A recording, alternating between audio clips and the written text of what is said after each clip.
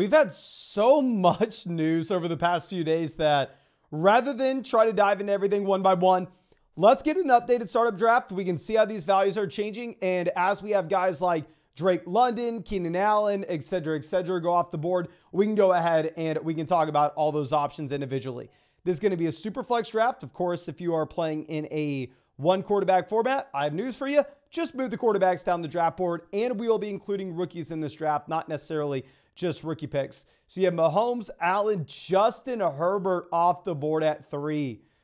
Herbert has no Mike Williams. Herbert has no Keenan Allen. Right now, Quentin Johnston is his wide receiver. No Austin Eckler as well, if we need to throw that in. So Justin Herbert is what you'd call riding solo at the moment. 3 seems aggressive. I would rather have Stroud. I would rather have Burrow relatively easily, to be honest with you. Now, that's not to say that they can't go out there and take a wide receiver at 5, right? I mean, and maybe, just maybe they get lucky and Marvin Harrison Jr. somehow makes it there. Probably not happening. Realistically, they're probably looking at Neighbors. They're probably looking at Rome at 5. I think getting rid of both of those wide receivers, I don't want to say makes it a guarantee, but makes it pretty likely. But still, to take him over Stroud, I do think is pretty damn aggressive. But thank you so much for everybody coming to hang out with us in this startup draft. Hopefully, I don't embarrass myself too much here. And I see Robert says link the Discord. Yeah, we send all the links to this draft in the Discord. The Discord is a premium chat for all the members of flockfantasy.com. So if you're a member of flockfantasy.com, just go ahead, hit the Discord link at the very top of the site, or hit the Discord link on your account page, and it will link your flockfantasy.com account with your Discord account, my friend. Looking at Keenan Allen, I understand the appeal in maybe going through and sending him away. I want to be very transparent. Keenan Allen is not someone I'm excited about this next season. DJ Moore is the solidified wide receiver 1 there. I don't necessarily think it's an offense that's going to have a ton of volume to go around. So if you could sell Keenan Allen, if someone does still view Keenan Allen somehow as, I mean, I don't know, top 12 to 15 wide receiver in redraft, yeah, I'd probably go ahead and I'd probably move on from Keenan Allen if you could get a first round pick. It's not a good situation. I know a lot of people are screaming that the Bears robbed the Chargers, and yes, Keenan Allen is better than whatever rookie is going to be going in the 4th round, but it was a contract situation. It wasn't because Keenan Allen's just worth a 4th round pick. It's because they didn't want to have to pay Keenan Allen, which we were saying at the beginning of the offseason. Look at the Keenan Allen contract, looking at the contract that you had as well for Mike Williams, that there was a very good probability that they either restructured those deals or one of those players was off the team. I did not expect both of them to be off the team, however. Now, let's go. Is Snakehead Schultz in here at 4? Let's go. Happy to see ya. And Giovanni saying that the Chargers are going to go after Neighbors. Oh, forgot to answer this donation question on the live stream. This is a very interesting question with the news that we've had in Los Angeles. But 12-team Superflex start 10. We have Allen Watson, Jacobs, Najee, Charbonnet, Higgins, Smith, JSN, Quentin Johnson, Jameson, Pitts, the 101, 102. So definitely looks like a contending team in my mind. Would we rather have Quentin Johnson and Najee Harris or Tajee Spears in the 204? I would rather have Najee Harris over the 204 on a contending roster. If I'm looking at Quentin Johnston versus Tajee Spears, I still want to reiterate, Quentin Johnston is most likely a very bad, I don't want to say very bad. Quentin Johnston is most likely a bust and most likely a bad NFL wide receiver. Tajee Spears is a running back that had like 1 game with double-digit carries as a rookie. Wasn't a good prospect coming out of school. This coaching staff has no allegiance into him. They just invested into Tony Pollard. So I'm not necessarily excited about Quentin Johnston. I'm not necessarily excited about Tajee Spears. I would probably rather have Quentin Johnston and Najee, though. But Comp says, big follower, love the content. One quarterback league offers Olave for the 105, 110 in his 2nd round. Or what are your thoughts? Thanks. One quarterback format, the picks are going to be worth a lot less than Superflex. I would just keep that in mind. RS says, What rookie pick would you sell Quentin Johnson for then? Would the 206 work? Don't necessarily think. It depends on what your thought process is. I like Quentin Johnson as a prospect. I mean, obviously, we were laughably wrong to like him. We shouldn't have liked the guy. But, I mean, he did check a lot of boxes coming out.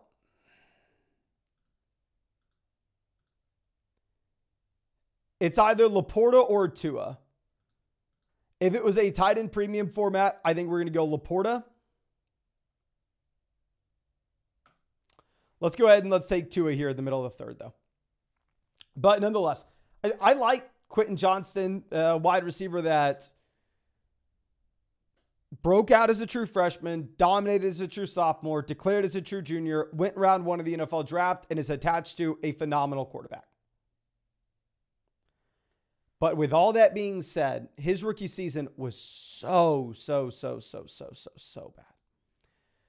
That if you look at the historical range of outcomes for wide receivers that went round one of the NFL draft that had the same rookie season as him,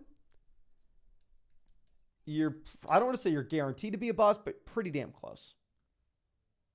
Like, it is a short list of wide receivers that were able to go through and overcome a rookie season like that.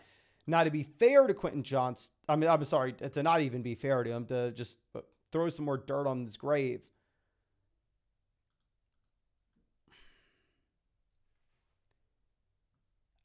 He had no excuse to fail that hard either.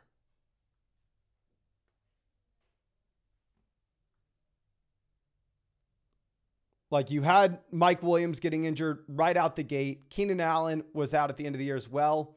So we've already seen him without those guys. But real quick, let me pull up this site and I will just get you an updated price point on what you're looking at with Quentin Johnson in terms of the community rankings right now.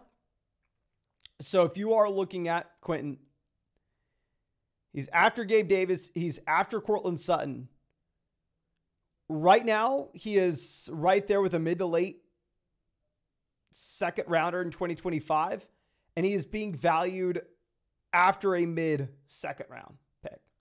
That's how the community rankings currently sit. I'd imagine that ends up actually changing a bit. I'd imagine that this is someone that's going to be moving up those rankings. So 206, I think, is a very fair price point. Now, I'm going to go ahead and take Jalen Waddle. Absolutely no hesitation in taking Jalen Waddle. I think is a nice cornerstone asset in which you can contend with him in the short term. He's young enough to have long-term value. We took Tua in round 3. I don't necessarily know if I love our Tua selection in round 3, but once we decide to take Tua there in the middle of the third, I think that we kind of have to take Waddle there in the middle of the fourth. I mean, it just makes so much sense. And Casey was saying, how is Drake London not gone yet? So Drake London finally off the board, the 405. I will say I would rather have Drake London over Justin Fields. I would rather have Drake London over Travis Etienne. I would rather have Drake London over Trey McBride. I think Drake London's right there for me alongside Brandon Ayuk as a late third rounder. So I agree. I think with this range, if he's in the middle of the fourth, I do think that's a pretty strong value. Gabriel in this draft at pick 7. Happy to see you. And Connor, my man, I'm pretty sure you're in the chat right now, and I need an explanation on the Justin Fields selection.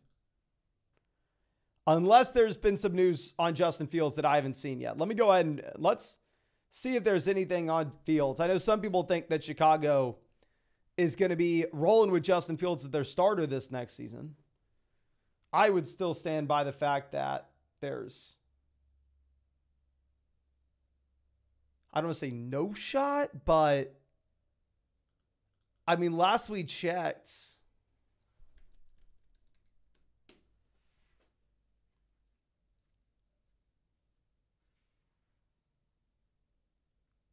Caleb Williams is like minus 1,200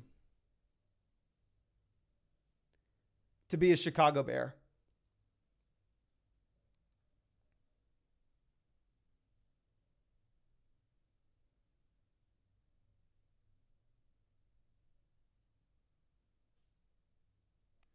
Yeah.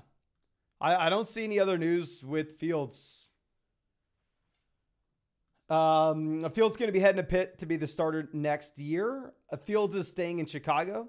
Ben says, I took Herbert at 3, still think he's a top 3 talent at quarterback. I wouldn't argue against him being a top 3 talent at quarterback. I would just say maybe the situation's a little better with Stroud. Jovi says, what kind of season could we project from Hollywood with KC? A mid to low in wide receiver 2, or is that too hopeful? If he ends up being a wide receiver 2, I think that you should be very excited. And I think that is, okay, real quick, y'all know I'm not a Kyren Williams. I don't want to come out here and act like I'm a massive Kyren Williams fan. I have him as a mid running back 1 in Dynasty. I think he wins NFL free agency, though. I mean, the Rams decide not to go after any of the big name running backs. Now all he has to do is kind of dodge some names in the NFL draft. He's still pretty damn young. I want to remind y'all, I don't really have Kyren Williams on any of my Dynasty teams. I wish I did. This guy won people literally millions of dollars in underdog drafts last year. So sadly, I'm not smart enough to have him in a lot of spots. He is the first running back that we've ever seen be that small and that slow at the NFL Combine to actually post a running back 1 finish. But he did it. He looked damn good doing it. They used him as a 3-down back. I still think they could go out there and draft someone and end up kind of splitting the backfield and turning him into a running back by committee. But there have been 8 rookies that are off the board by the time we are on this. So it's like, okay, we're taking Kyren Williams at the pick that's like equivalent to the 109. And Devon Achane, another player that I'm not necessarily a massive Achane guy, just because we've only seen 2 running backs of his size post running back 1 finishes. One was Devon Achane. So he is a massive outlier. I mean, he was the most efficient player in the NFL. I think the efficiency comes down. But still, nonetheless, I mean, getting him at this price point where it's about the rookie pick 109, I do think that is a very reasonable price to pay. Okay. Jayan says, Fields to the Pats, my dentist knows a guy. That is crazy. Okay, Jayan saying that we actually have Kyren Williams on a team. Let's go. Let's go. Wanted to give you all the benefit of the doubt and at least acknowledge the fact that I was not high on Kyren, but at least we got him somewhere. We got him somewhere. Now, Jaden Reed off the board, 601. Nothing really happens in Green Bay this offseason. I've been going through and looking at DJ Moore going in the middle of the 5th. I think it's still a very reasonable price point. I mean, if you're looking at a wide receiver like Hollywood Brown, a wide receiver like Gabe Davis going into your offense, I think that can actually kind of help the other wide receivers that are there. Just given the fact that that's going to be a field stretching option, deep threat where it can create space underneath. Keenan Allen's the exact opposite of that, right? Keenan Allen's going to go out there and Keenan Allen is going to command volume. He's not stretching NFL defenses. Any value that he brings to your offense, he brings by soaking up target volume himself. So I do think that Keenan Allen hurts DJ Moore in the short term. And if y'all think that Justin Fields stays in Chicago and they don't draft Caleb Williams, which I still think they have Caleb, then it hurts them way more in the long term. Now, I'm going to go ahead, take a player that I was advocating as a buy low candidate earlier this offseason. I had Jordan Addison ranked both over Rashee Rice as well as Zay Flowers. I had him ranked over Stephon Diggs, Jaden Reed, Brian Thomas. I still have him ranked over a few of those guys, but I'll be the first person to admit that Jordan Addison, one of my favorite buy low candidates earlier this offseason, has had a massive fall in value with the departure of Kirk Cousins. He should have a massive fall in value. I mean, yeah, I have Sam Darnold. They're probably doing something in the NFL draft at quarterback.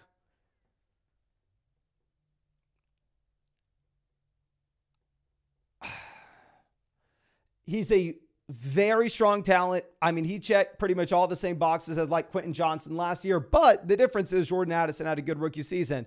Brogat as a true freshman, won the Biletnikoff as a true sophomore, declares as a true junior, goes round 1 of the NFL draft. The volume in his offense is going to be significantly worse than it was a year ago, but he still had a great rookie season. He still looks like he is a strong wide receiver talent top to bottom.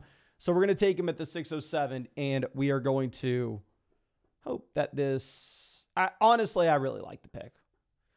I like the pick that we've made in the past 3 rounds. I don't know if I love how we started off this draft, But rounds 4, 5, and 6, I really like what we've done. I think we have a very balanced team, one that we can compete with in the short term, and one that also has enough youth to maintain some long-term value as well. Casey says, what's the best case scenario for Addison's QB? I've seen some people going through and hyping up as if the Bears are somehow going to give the Minnesota Vikings the number 1 overall pick. They're going to get Caleb Williams. There's no way in hell that ever happens. Imagine if Chicago were to send Minnesota the number 1 overall pick. They end up taking Caleb Williams, and Caleb Williams turns in to be one of the best quarterbacks in the NFL 5 years from now. Like, if you're in that front office, you just simply can't make that move, because if Caleb Williams shows anything, you lose your job immediately, right? So I don't think that Caleb's in play, but I do think that Minnesota, you see them stockpiling round 1 picks. I think that they could be moving up and going after someone like Drake May. They get May. I don't even know if I'd like Jaden Daniels. I don't know. Obviously, the passing volume at LSU is great. I don't necessarily know what we can expect the passing volume to be at the NFL level. Typically, those quarterbacks, they're going to have a ton of rushing yards. I really like having the QB in fantasy, but because they're going to monopolize a lot of the points for themselves on the ground, I don't necessarily think that they're a great option for the receivers in the offense.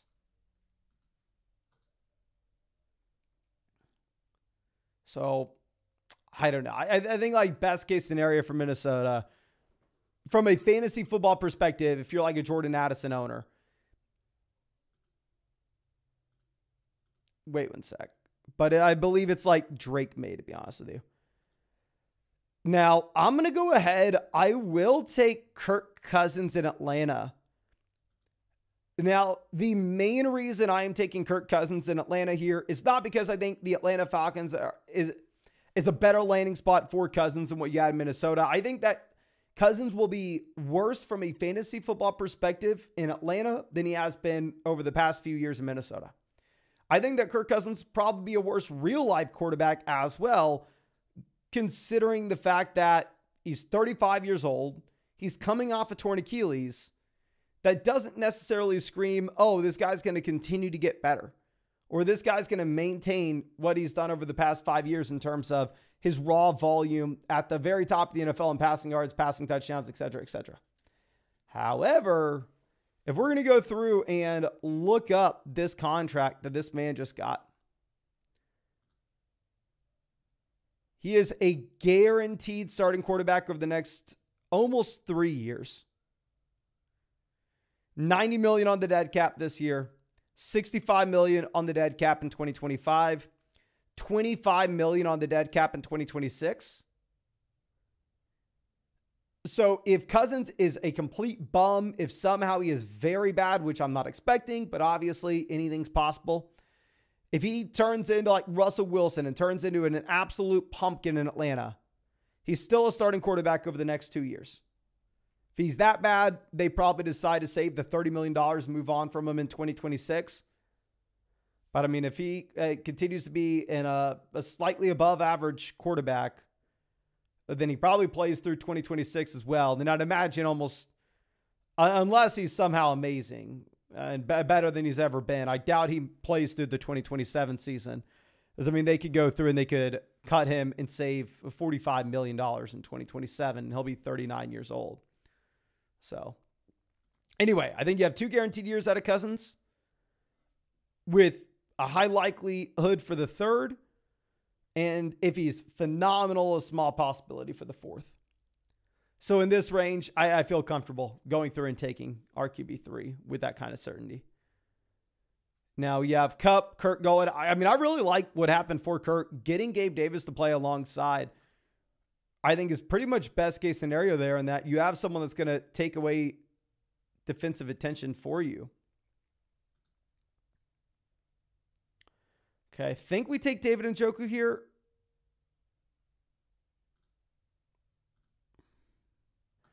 Godwin and Njoku, both in that 2017 draft class, both incredibly young coming out of school. We'll go ahead. We'll take David Njoku. Actually, you know what? We probably should have gone Godwin. Oh, I didn't even look at the rookies. What rookies did we pass up on? Xavier Worthy's there. Troy Franklin, Bo Nix. Yeah. Don't love the Njoku selection. With Jerry Jeudy coming over, you have another weapon there. I mean, it is what it is. Brandon says, will Danny Dimes be the starting quarterback for the Giants this year? I mean, here's actually what would make a lot of sense. I mean, if we're just spitballing thinking here, because Daniel Jones is a quarterback that has upside, right?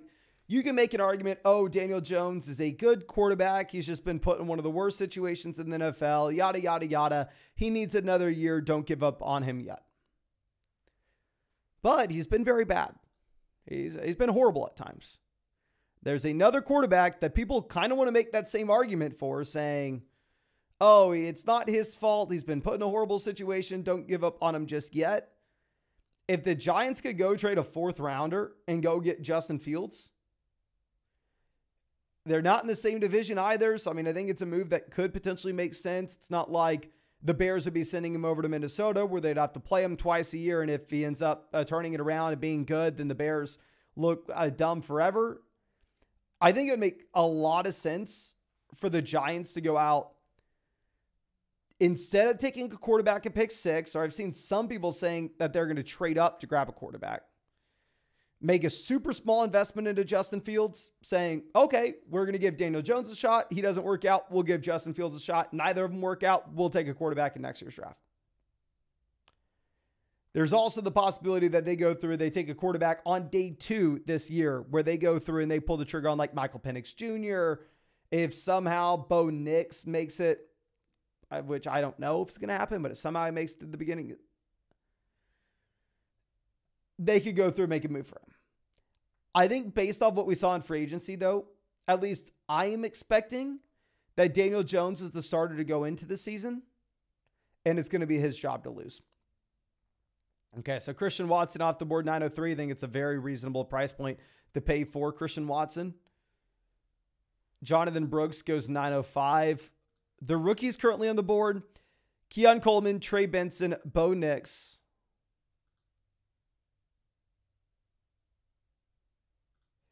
Which I would... Let's take Bo Nix. Let me pull up NFL mock draft database and get an idea of what his updated projection is in terms of where he's going to go in the NFL draft, and see if we just made a horrible decision here.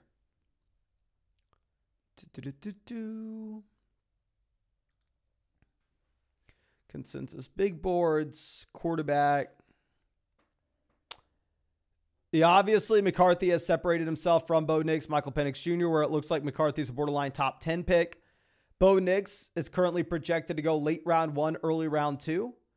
If Bo Nix ends up being a round 2 selection like Will Levis, and Trey Benson ends up being like a very early round 3 pick in a good landing spot, or a round 2 selection, I'd probably prefer Trey Benson.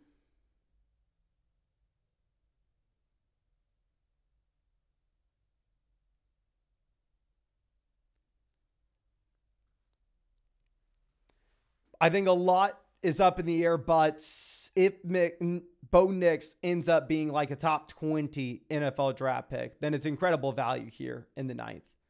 But it just comes down to what do you get. And the newest member of the Kansas City Chiefs, and Hollywood Brown, goes off the board here at the 910. You have Calvin Ridley for the Tennessee Titans off the board, 908. I mean, if you're a contending team, I think that's a very reasonable price point on both options. I would rather have Ridley given the contracts for these guys, which, you do see Ridley go before Hollywood here as well. Okay. Ayash says, is trading for Jordan Love in 2 quarterback formats worth it? I mean, it depends on the price point you're giving up. Aaron Jones off the board, the 1002. Let's see what other running backs are available. I would rather have Javonte Williams than Aaron Jones. I think Javonte actually goes out there and is a quiet winner of free agency, where you don't see Denver bringing in anybody of significance. Braylon Allen off the board, 1004.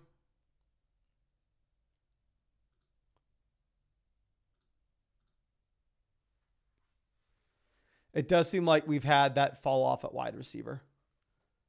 We're going to be looking at rookies: Blake Corum, Jatavion Sanders, Michael Penix. Lad goes.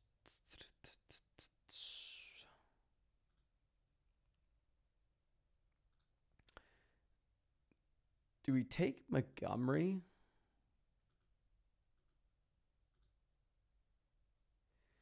No, I hate to do it, but I'm going to take Daniel Jones. Daniel Jones, if he ends up as a starting quarterback this next year, which, like we just discussed, the range of outcomes, I think the situation, he probably is a starting quarterback. They probably bring in another option just in case he's buns yet again.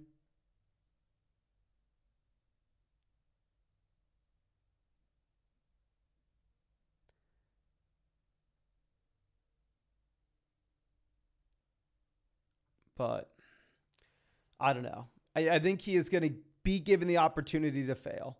And if he does succeed, we've seen that he has rushing upside.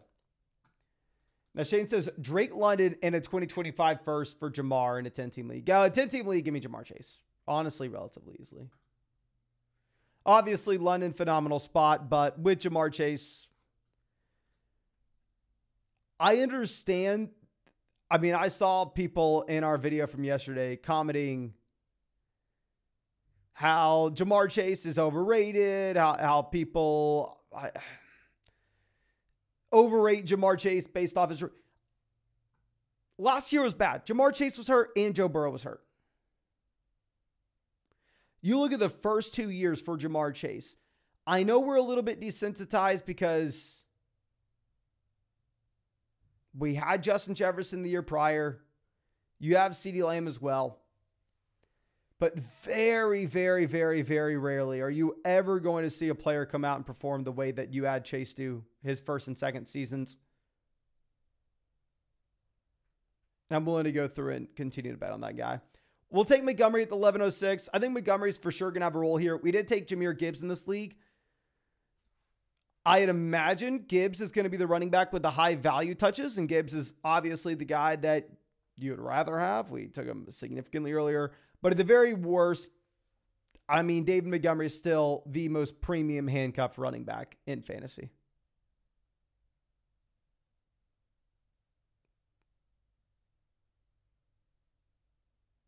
Okay.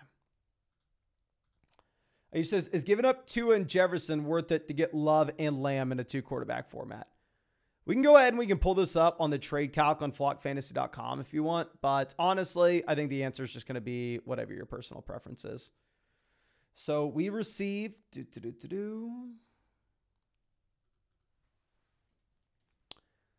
Love and Lamb. Lamb's wide receiver 9 in the expert rankings. I'm sorry, overall 9, wide receiver 2. Love is quarterback 10, overall 18. For Jefferson, who's wide receiver 1, overall 8. And Tua. I'm telling you right now, it is going to prefer the Jordan Love and CeeDee Lamb side. It says you slightly win on that end of the deal, which, I mean, I understand why it's saying that. We can go ahead and look at the community rankings and see what people have there. There, it's a slight win for the Justin Jefferson side, but I would probably listen to the expert rankings on that end. Okay. So we're back up on the clock. Let's see what's going on here. Are there any rookies we can be excited about? Not necessarily, and we waited too long to look at our options, so we are about to be scrambling here, my friends. Worst case scenario, we'll take Eckler.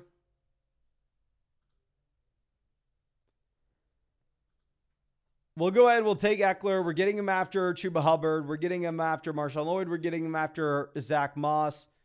Am I excited about Austin Eckler? No, I am not. The situation's going to be much worse than it was in Los Angeles.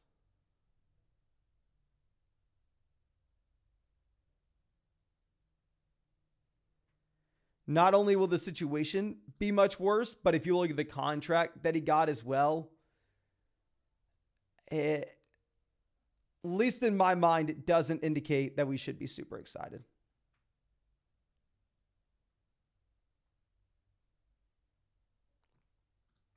Okay, Jalen Polk goes in the same round.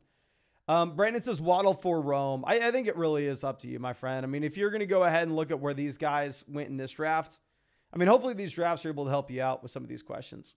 I took Waddle 407. Rome went at the 305.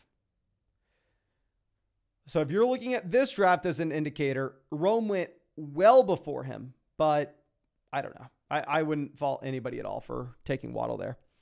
But I think that should be it. Hopefully y'all were able to get something from this. Hopefully you enjoyed it. I really do appreciate you hanging out with me every single day. Hope that you have a great weekend. A lot happened in free agency. We're going to be dissecting everything in the coming weeks and obviously ramping up for the draft. So appreciate you. Subscribe if you play Dynasty. Hope you have a great weekend and hope we get to see you out with the video tomorrow.